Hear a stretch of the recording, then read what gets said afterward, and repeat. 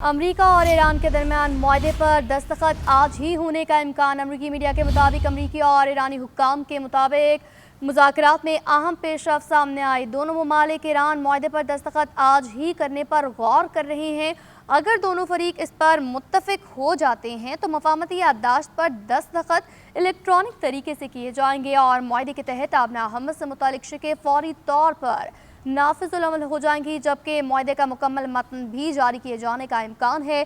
मुजवज़ा मुआहदे में आबना हमद को दोबारा खोलने, ईरानी तेल बरामदात से मुतालिक बाज़ पाबंदियों में नरमी और ईरानी जौहरी प्रोग्राम पर मज़ीद मुज़ाकरात के लिए फ्रेमवर्क शामिल है। इस पर बात करते हैं एक बार फिर। डॉक्टर साहब, ओवर टू यू। सारी सूरत हाल सामने है, आप इसको कैसे देखते हैं?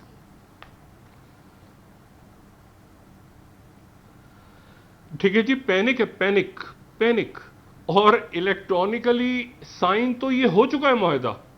आज इस पे इलेक्ट्रॉनिकली दोबारा साइन होगा, इस बात पे गौर हो रहा है, क्योंकि प्रेसिडेंट ट्रंप कहते हैं कि इस मुआहदे को सब पब्लिक, मैं चाहता हूं पब्लिक करूं उसको, और ये सारी जो आपना हुर्मुज़ जो कि खुलना है मुकम्मल तौर पे ये जुमे से, इसको आज ही खोल दो, रात को खोल दो, सारा करो, ताकि बाय द टाइम मैं वहां पहुंचूं। अमेरिका में तो जहाज चल पड़े हो, ऑयल की प्राइस वो आपको पता है वेनेजुएला पे जब इन्होंने निकोलस मदुरो को वहां से अक्वा में तो जहाज चल पड़े हो, ऑयल की प्राइस वो आपको पता है वेनेजुएला पे जब इन्होंने निकोलस मदुरो को वहां से अगवा किया था तो उसके बाद 61, 62 यहां पे थी प्राइस।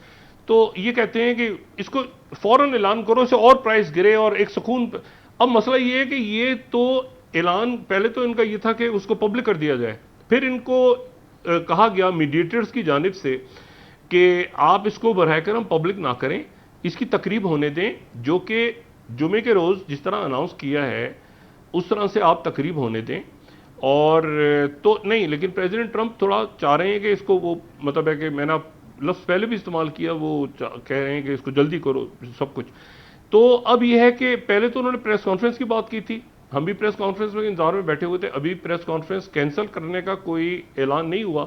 वहाँ फ्रांस में मीडिया के लोग मौजूद हैं सारे, लेकिन इशू ये है कि वहाँ पे प्रेसिडेंट ट्रंप ने जो प्रेस कॉन्फ्रेंस है उसके बाद उन्होंने डिनर पे जाना था। अच्छा, वहाँ डिनर पाकिस्तान की तरह तो होता नहीं है कि रात 9-10 बजे लोग खाना खा रहे हो बैठ के, वहाँ तो 6:30 बजे, 6 बजे, 7 बजे लोग जमा हो जाते हैं और उसके बाद 8-9 बजे तक ख़त्म हो जाता है जो भी खाने वाने का सिलसिला होता है। तो वो इस तरह कोई लेट नाइट पार्टी तो है नहीं।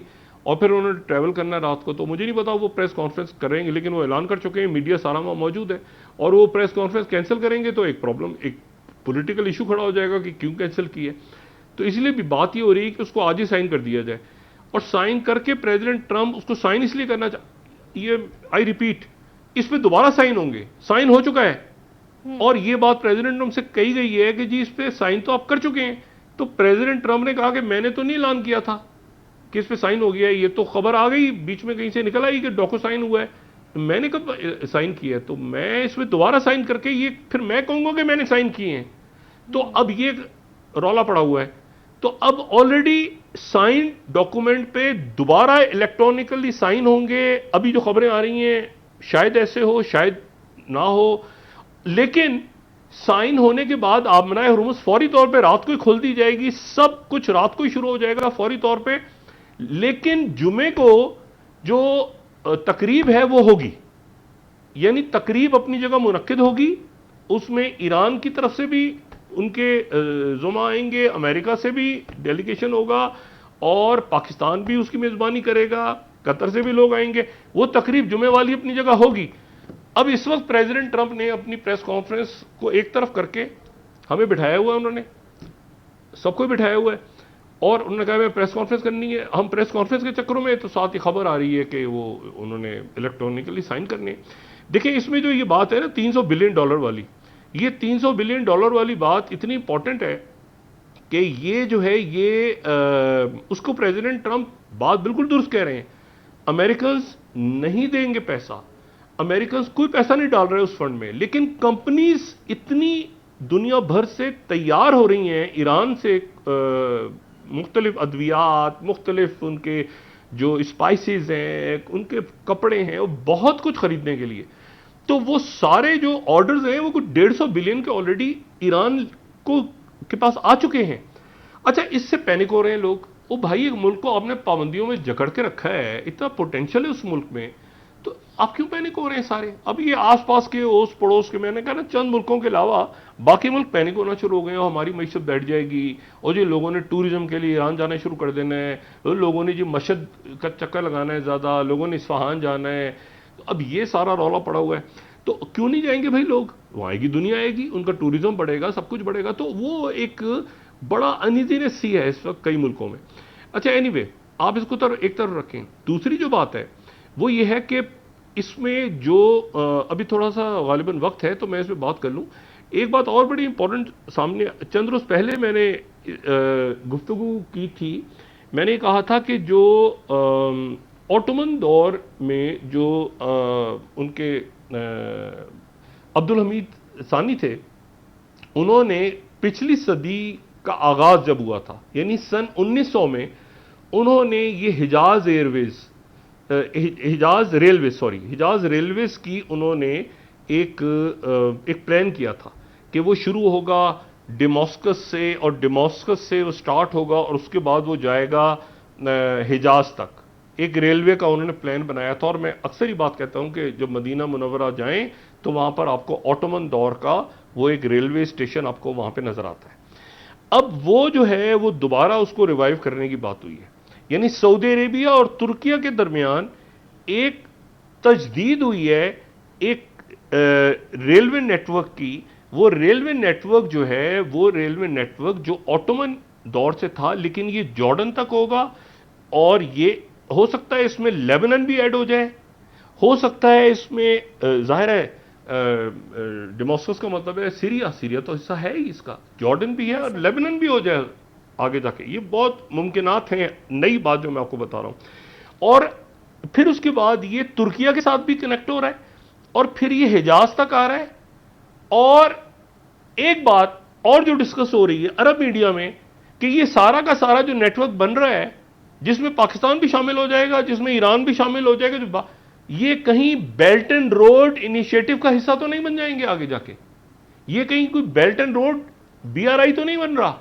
ये जो अचानक नेटवर्किंग और ट्रेन्स और आपस में आगे पीछे, और पाकिस्तान के भी रेलवे नेटवर्क्स उधर सेंट्रल एशिया के साथ और ईरान के, और ये सारा जो जाल बिछने जा रहा है, तो ये देखें, एक जमाने में पाकिस्तान का तुर्किया के साथ, ये जब पाकिस्तान यानी इनकलाब से पहले जो पाकिस्तान सीटो सेंटो इनका मेंबर था, तो बगदाद पैक्ट और ये उसमें सारा ये था कि जी वो RCD और ये तुर्किया के साथ एक रेल बनेगी और रोड बनेगा, फला वगैरह वगैरह, पुरानी बातें, वो नहीं बन सकी चीज़ सारी।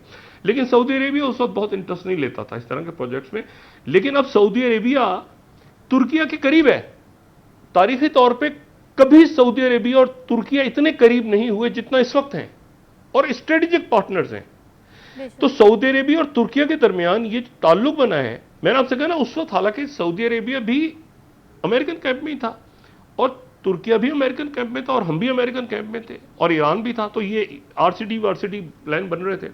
लेकिन अब ये इसका कोई अमेरिका के साथ ताल्लुक नहीं है, और Türkiye, Saudi Arabia, Jordan, Lebanon, Syria, Iraq इसमें शामिल हो गया अगर, तो क्या होगा? ये बड़ी एक इंटरेस्टिंग है ना, इराक शामिल होगा, इसमें जरूर शामिल होगा।